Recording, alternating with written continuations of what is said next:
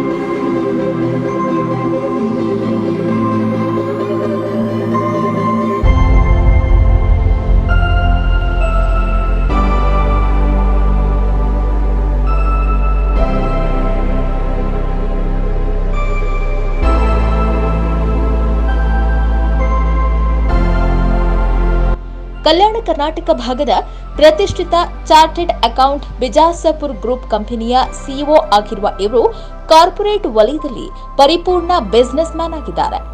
ಇಡೀ ಕಲಬುರಗಿ ಜಿಲ್ಲೆಯಾದ್ಯಂತ ಅಕೌಂಟ್ಗೆ ಸಂಬಂಧಿಸಿದ ವ್ಯವಹಾರದಲ್ಲಿ ತೊಡಗಿಸಿಕೊಂಡಿರುವ ಇವರು ಕೇವಲ ವ್ಯವಹಾರಕ್ಕೆ ಮಾತ್ರ ಸೀಮಿತವಾಗಿರದೆ ಒಬ್ಬ ಮೋಟಿವೇಶನಲ್ ಸ್ಪೀಕರ್ ಕೂಡ ಆಗಿದ್ದಾರೆ.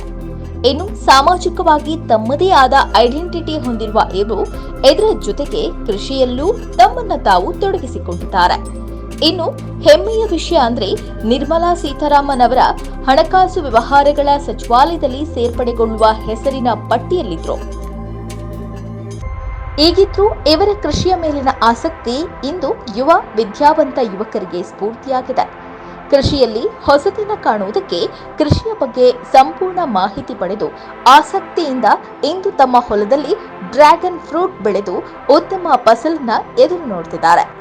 ಬನ್ನಿ ಇನ್ನಷ್ಟು ಇದರ ಬಗ್ಗೆ ಹೆಚ್ಚಿನ ಮಾಹಿತಿಯನ್ನ ಇವರಿಂದಲೇ ತಿಳಿದುಕೊಳ್ಳೋಣ. ನಮಸ್ಕಾರ, ನಾನು ಪ್ರಶಾಂತ್ ಬಿಜಾಸ್ಪುರ್ ಅಂತ, ಚಾರ್ಟೆಡ್ ಅಕೌಂಟೆಂಟ್. ಎಲ್ರಿಗೂ ನಮಸ್ಕಾರ. ಸರ್, ಇವಾಗ as a professional chartered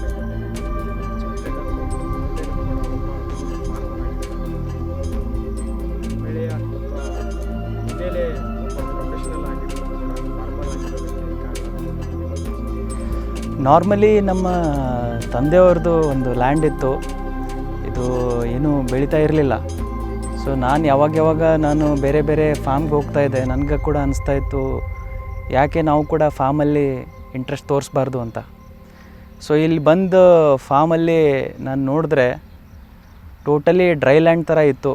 water was very big challenge. ಮತ್ತು ಸಮ್ಮರ್, ನಮ್ಮ ಗುಲ್ಬರ್ಗದಲ್ಲಿ ಸಮ್ಮರ್ ಕೂಡ ಜಾಸ್ತಿ. ಸೊ ಸಮ್ಮರ್ ಭಾಳ ಚಾಲೆಂಜ್ ಆಗಿರ್ತಿತ್ತು.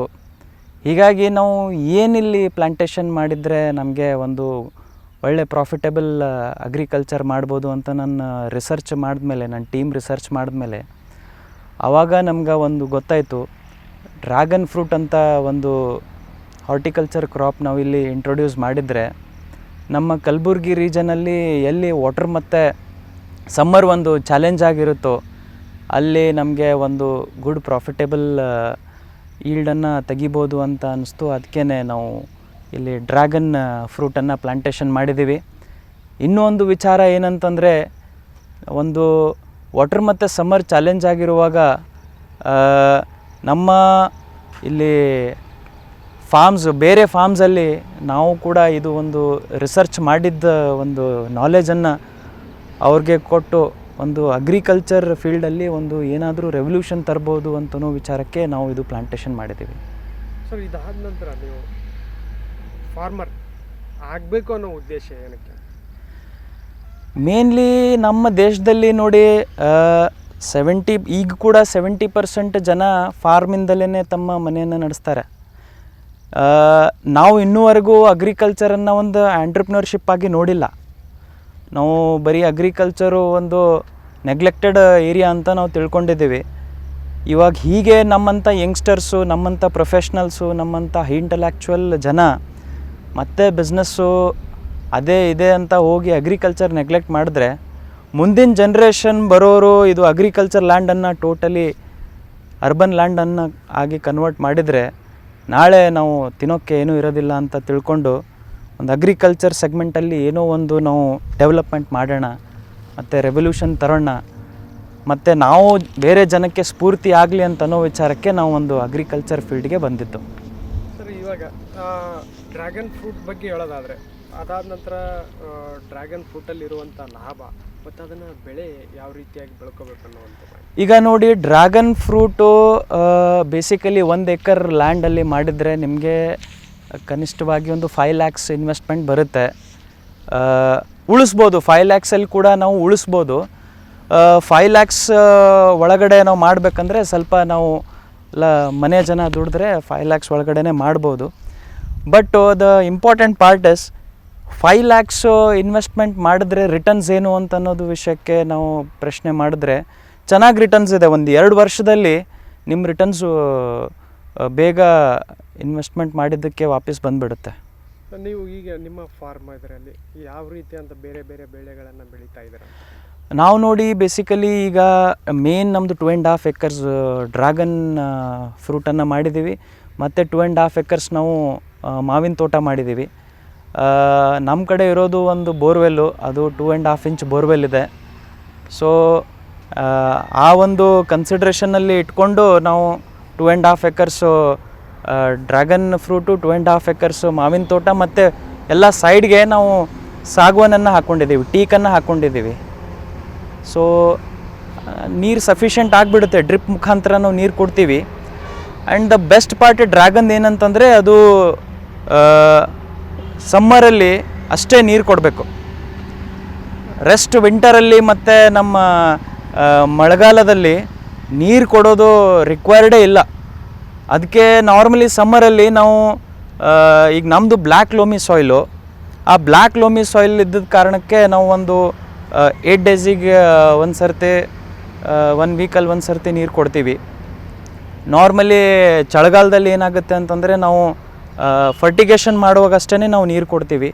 ಸೊ ಇದು ಡ್ರ್ಯಾಗನ್ ಫ್ರೂಟು ಟೋಟಲಿ ನೀರು ಕಡಿಮೆ ತಗೊಳ್ಳೋ ಅಂಥ ಒಂದು ಕ್ರಾಪು. ಅದಕ್ಕೆ ಇದು ಭಾಳ ನಮ್ಮ ರೀಜನ್ಗೆ ಸೂಟ್ ಆಗುವಂಥ ಕ್ರಾಪು.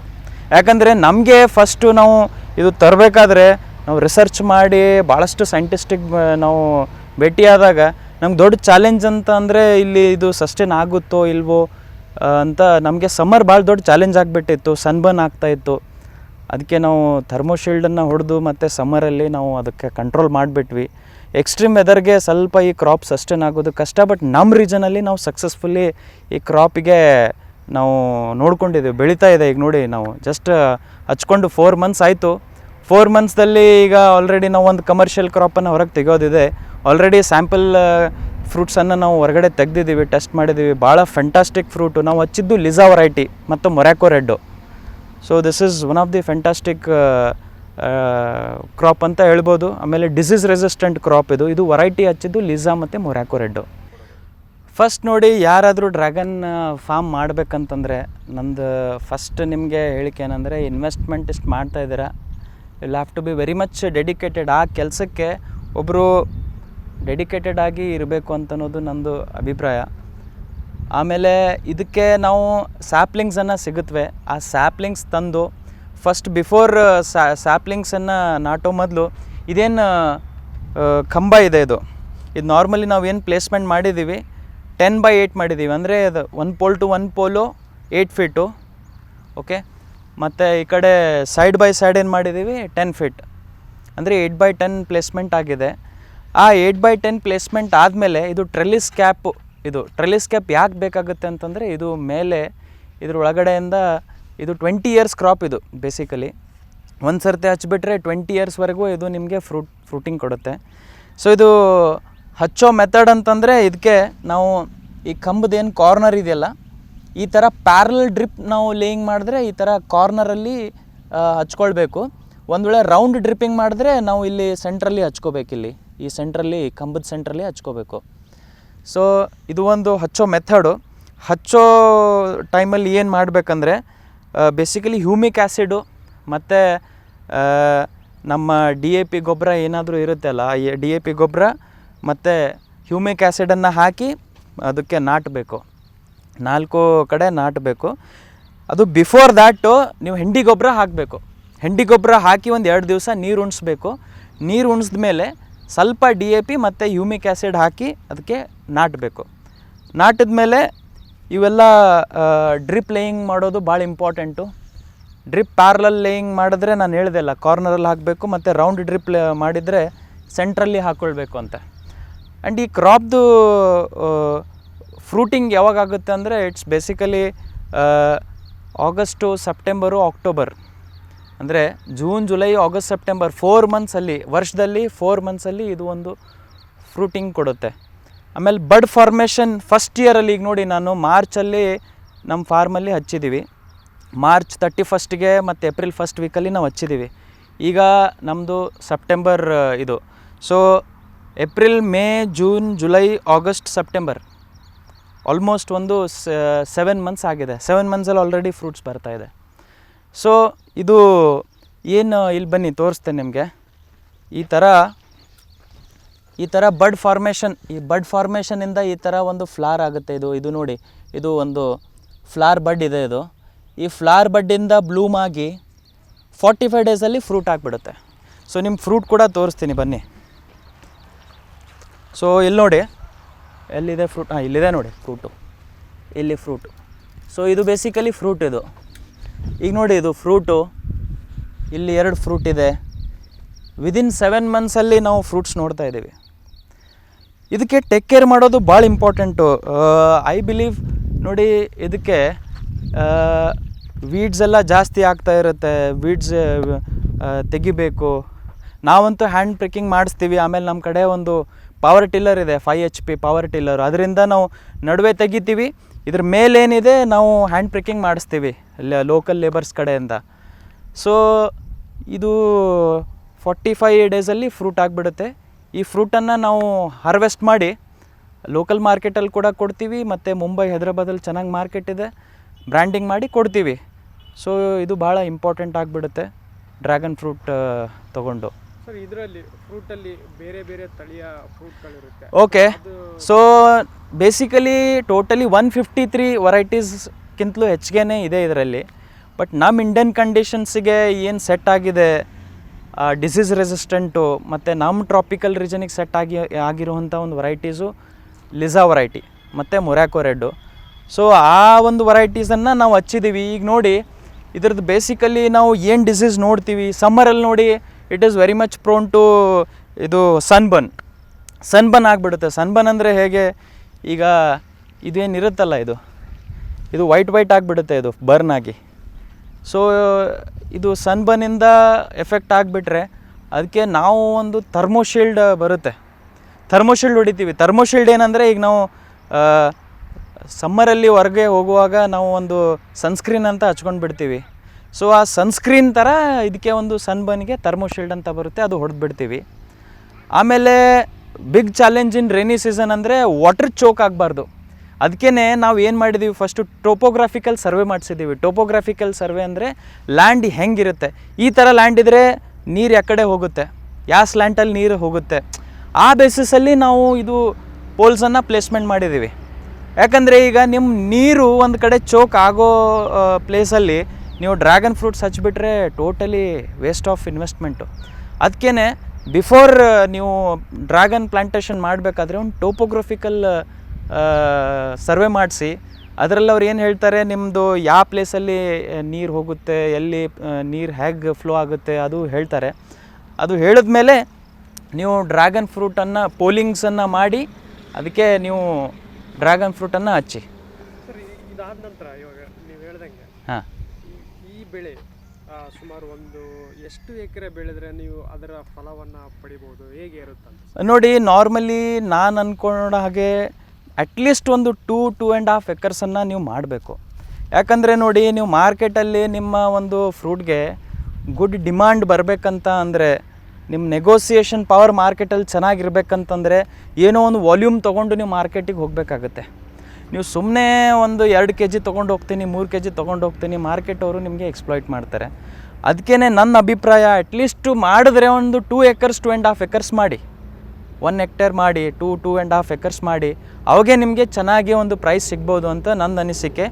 ಇದ್ರ ಮಾರ್ಕೆಟ್ ಹೇಗಿದೆ ಅಂತ ನಾನು ಹೇಳ್ತೀನಿ. 1 kg ಲಿಸ್ಸಾ ವೆರೈಟಿ ಏನಿದೆ ಮಾರ್ಕೆಟಲ್ಲಿ ಅಟ್ಲೀಸ್ಟ್ 250 ರುಪೀಸ್ 200 ರುಪೀಸ್ ಅಂತೂ ಕೊಡ್ತಾರೆ ಪರ್ kgಗೆ. ಈಗ ನೋಡಿ, ನಾನು ಈಗ ಇಲ್ಲಿ 2.5 acres ಹಚ್ಚಿದ್ದೀನಿ. ಒಂದು 1000 ಪೋಲ್ಸ್ ಇದೆ. 1000 ಪೋಲ್ಸ್ಗೆ 4 ಅಂತಂದರೆ 4000 ಪ್ಲಾಂಟೇಷನ್ ಇದೆ. 4000 ಪ್ಲಾಂಟೇಷನ್ಗೆ ನಾವು ಅಟ್ಲೀಸ್ಟ್ ಈಗ ನೆಕ್ಸ್ಟ್ ಇಯರ್ ನಾವು ಒಂದು 3 to 5 tons ಎಕ್ಸ್ಪೆಕ್ಟ್ ಮಾಡ್ತಾಯಿದ್ದೀವಿ. ಸೊ 3 to 5 tons ಇಂಟು 200 ಮಾಡಿದ್ರೆ ನೋಡಿ ನಿಮ್ಮದು ರಿಟರ್ನ್ ಆನ್ ಇನ್ವೆಸ್ಟ್ಮೆಂಟ್ ಬಂದುಬಿಡುತ್ತೆ. ಸೊ ನನ್ನ ಅನಿಸಿಕೆ ನೀವೆಲ್ಲ ಹಚ್ಚಬೇಕಾದ್ರೆ ಚೆನ್ನಾಗಿ ರಿಸರ್ಚ್ ಮಾಡಿನೇ ಹಚ್ಚಿಬಿಡಿ ನೀವು. ಸೊ ಇದಾದ ನಂತರ ಇವಾಗ ನೀವು ಹೇಳ್ದಂಗೆ ನಮ್ಮ ಭಾಗದಲ್ಲಿ ಅತಿ ಸಣ್ಣ ರೈತರು ಮತ್ತು ಆಮೇಲೆ ಸಣ್ಣ ರೈತರಿಗೆ ನಿಮ್ಮ ಕಡೆಯಿಂದ ಏನು ಸಜೆಷನ್ ಇರ್ತದೆ ಏನಂತ?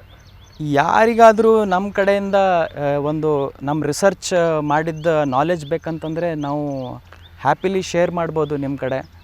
ಸೊ ನೀವು ನಮ್ಮ ಒಂದು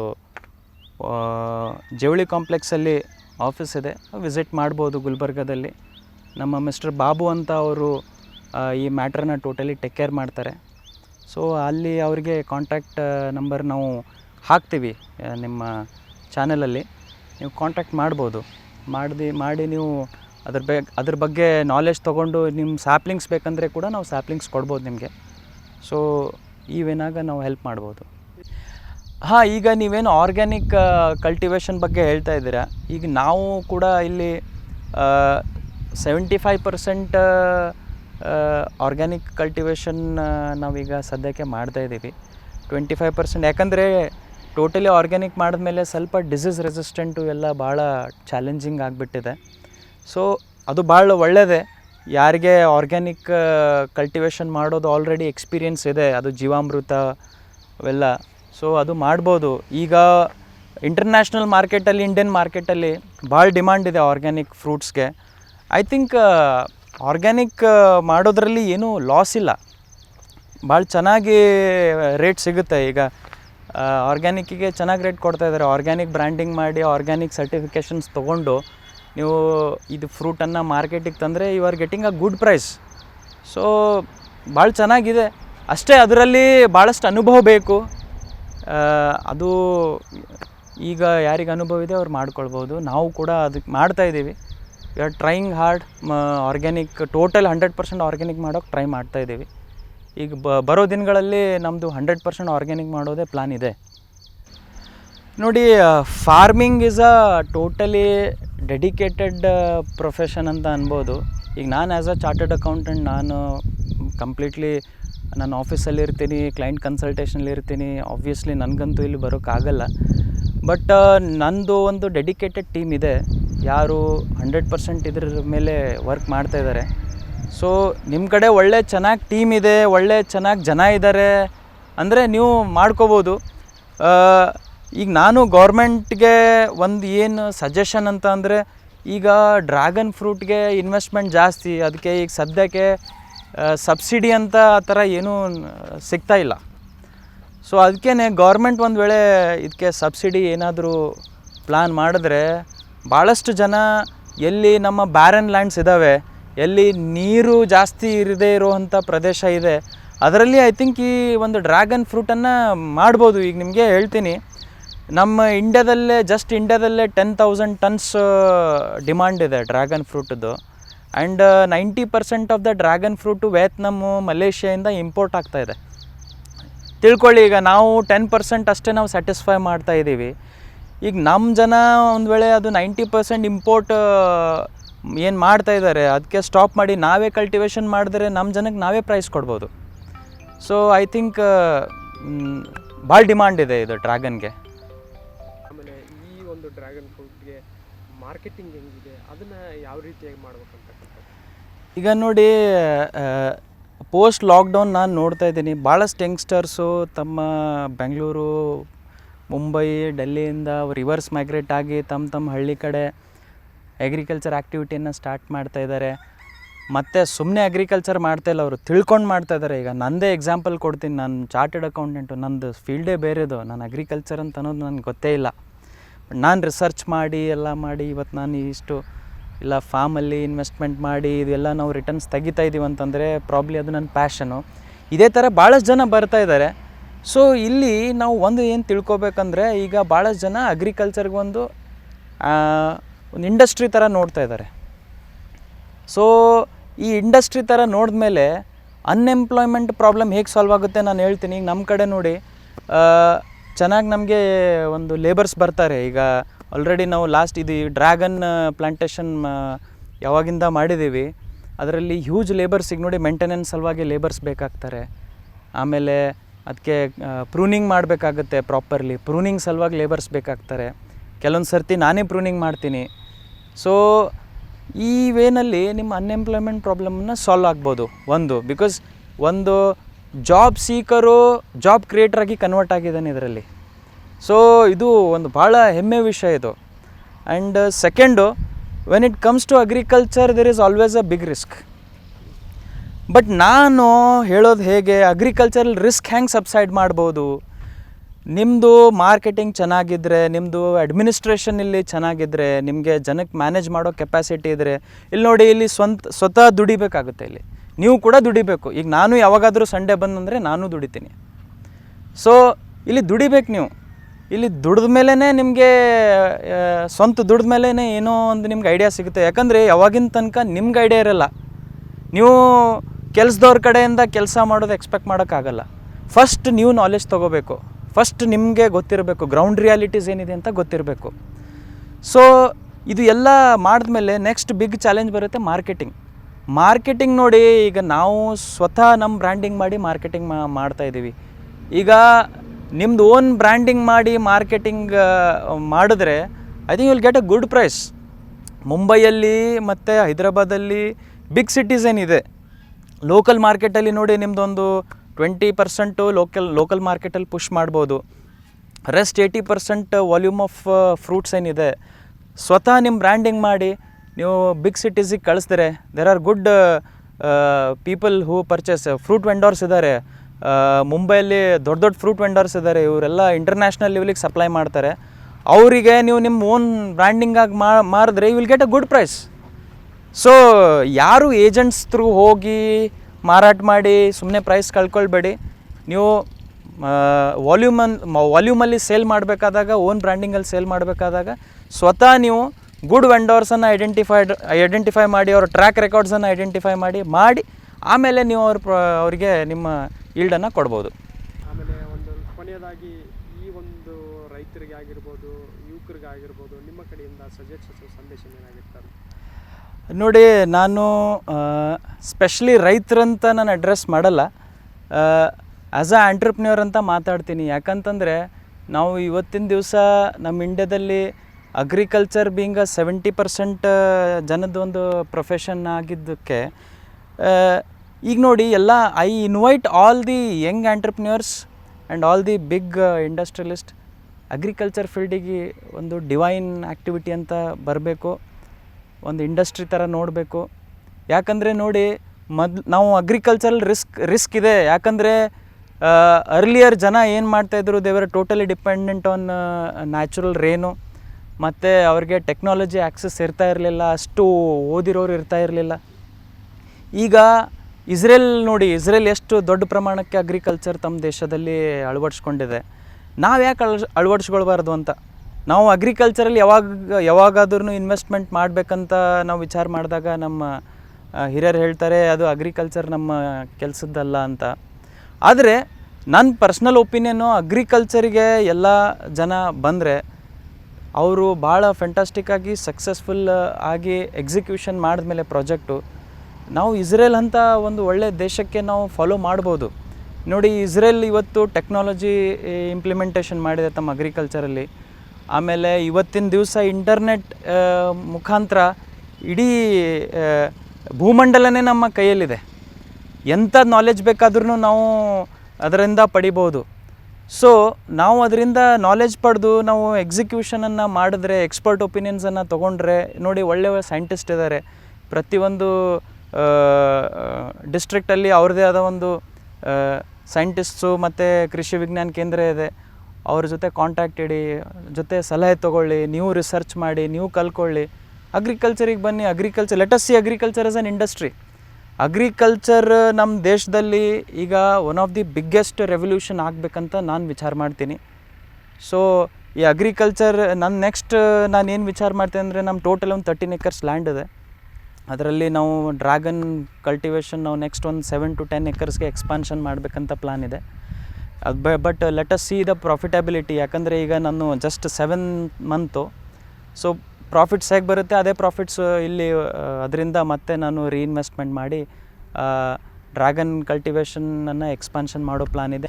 ನೆಕ್ಸ್ಟು ನಮಗೆ ಅಗ್ರಿಕಲ್ಚರಲ್ಲಿ ಡ್ರ್ಯಾಗನ್ ಜೊತೆ ಮತ್ತೆ ಬೇರೆ ಬೇರೆ ಒಂದು ಫ್ರೂಟಿಂಗ್ ಪ್ಲ್ಯಾಂಟ್ಸ್ ಮೇಲೆ ರಿಸರ್ಚ್ ಮಾಡಬೇಕಂತ ಇದ್ದೀನಿ. ಯಾಕಂದರೆ ಇಲ್ಲಿ ನೋಡಿ, ಇದು ಡ್ರ್ಯಾಗನ್ ಎಕ್ಸಾಟಿಕ್ ಫ್ರೂಟ್ ಇರೋದು ಕಾರಣಕ್ಕೆ ಗುಡ್ ರಿಟರ್ನ್ ಸಿಗ್ಬೋದು. ನೆಕ್ಸ್ಟ್ 10-15 yearsಲ್ಲಿ ಇದ್ರ ಪ್ರೈಸ್ ಕೂಡ ಲೋ ಡೌನ್ ಆದರೆ ಮತ್ತೆ we should have the another plan. ಅದಕ್ಕೇ ಬೇರೆ ಬೇರೆ ಪ್ಲಾಂಟೇಶನ್ಸ್ ಮೇಲೆ ನಾವು ರಿಸರ್ಚ್ ಮಾಡ್ತಾಯಿದ್ದೀವಿ. ಸೊ ಹೀಗೇ ನಾವು ಅಗ್ರಿಕಲ್ಚರಲ್ಲಿ ಒಂದು ಒಳ್ಳೆ ರೀತಿ ಇನ್ವೆಸ್ಟ್ಮೆಂಟ್ ಮಾಡಿ ರಿಟರ್ನ್ಸ್ ತೆಗೆಯುವ ವಿಚಾರ ಇದೆ. ಎಲ್ಲರೂ ಯಾರು ಈ ಅಗ್ರಿಕಲ್ಚರ್ ಫೀಲ್ಡಿಗೆ ಬರಬೇಕಂತ ಇದ್ದೀರಿ, ಅವ್ರಿಗೆ ನೀವು ಬೇರೆ ಇಂಡಸ್ಟ್ರಿ ಮತ್ತು ಬೇರೆ ಬಿಸ್ನೆಸ್ಸಲ್ಲಿ ಎಷ್ಟು ಪರ್ಟಿಕ್ಯುಲರ್ ಆಗಿ ಎಷ್ಟು ಪ್ರೊಫೆಷ್ನಲ್ ಮ್ಯಾನೇಜ್ಮೆಂಟ್ ಥ್ರೂ ಇನ್ವೆಸ್ಟ್ಮೆಂಟ್ ಮಾಡ್ತೀರಾ, ಅದೇ ಥರ ನೀವು ಇದು ಅಗ್ರಿಕಲ್ಚರಿಗೆ ನೋಡಿ ನೆಗ್ಲಿಜೆನ್ಸಿ ಮಾಡಬಾರ್ದು. ಪರ್ಟಿಕ್ಯುಲರ್ಸ್ ಆಗಿರಬೇಕು, ಹೈಲಿ ಡಿಸಿಪ್ಲಿನ್ಡ್ ಕಲ್ಟಿವೇಷನ್ ಬೇಕು. ಇದೆಲ್ಲ ತೊಗೊಂಡು ನೀವು ಅಗ್ರಿಕಲ್ಚರಿಗೆ ಬಂದರೆ 100% ನಮಗೆ ಸಕ್ಸಸ್ ಸಿಗುತ್ತೆ. ಸೊ ಎಲ್ರಿಗೂ ನನ್ನ ನಮಸ್ಕಾರ. Thank you so much.